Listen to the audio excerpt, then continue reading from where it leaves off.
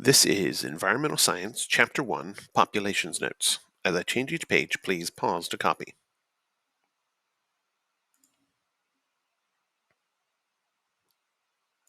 All right, so first off, we have population density, is looking at how many individuals there are per unit area.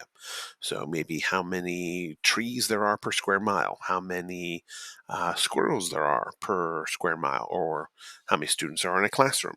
All of those will be telling us about the density of how tightly packed the population is. Now, in order to find that, we need to know the number of individuals. And there's four ways for scientists to measure the population size.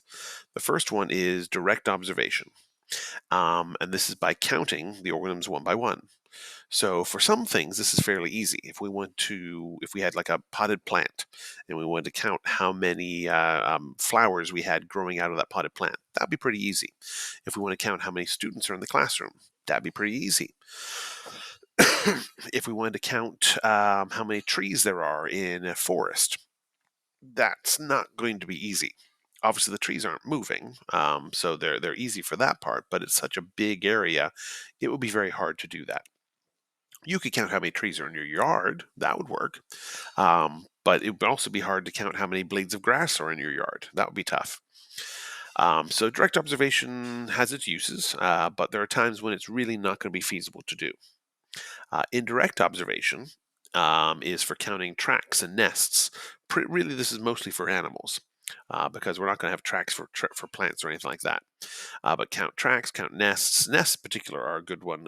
If we want to see how many squirrels there are in a forest, we could count how many squirrel nests we find in an area. Still, wouldn't really be feasible to do the entire forest that way, but it would be easier to do that than it would be to count the squirrels themselves because the squirrels are all moving around.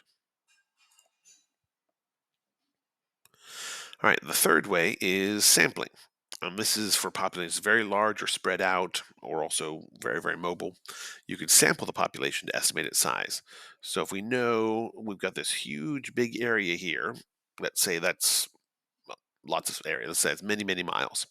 We could take a sample out of this little area here and multiply that out by how many times bigger the rest of it is.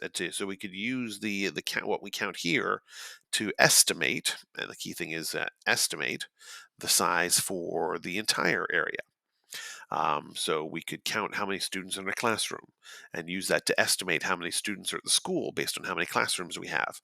So it's not perfect. It is an estimate. It doesn't account for like if you're doing trees, it doesn't account for areas that are lakes or areas that are fields or anything that doesn't have that. But it gives an estimate, and it's easier to do than direct observation, going around counting everything. The last method is mark and recapture, and again, this is specifically for animals. So they capture all the animals in an area, and they mark them. So they can put a tag on them, put a little dot of paint on their ear, something that won't harm them and obviously won't make them more likely to die from predation. And then they release them.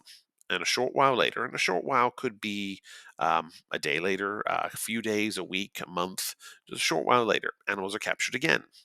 And they count how many marked ones were captured. So they look at how many did they capture the first time, how many did they capture the second time, and how many marked ones were in the second group. And then there's a formula, a mathematical formula they can use to again estimate the total numbers in the population.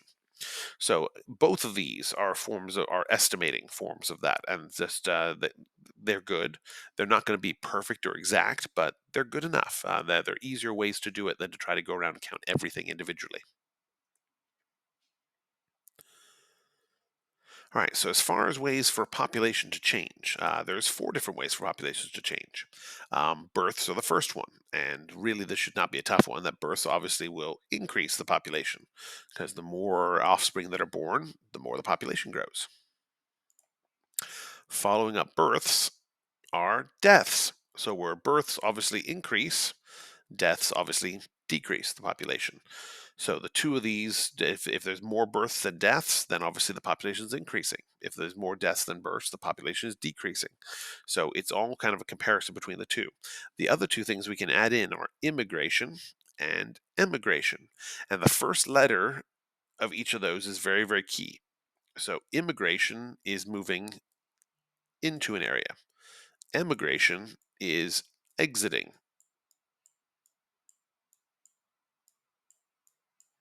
So the immigration moves into the area. So if we have more students coming into the classroom, our class size gets bigger. That would be immigration. They're moving in. We have more people in the room. If, let's say, some of the students are moved out to another room, well, that would be emigration, and our population in the room would decrease. So you can have these going through there. And so births and immigration both increase the population, deaths and emigration both decrease the population.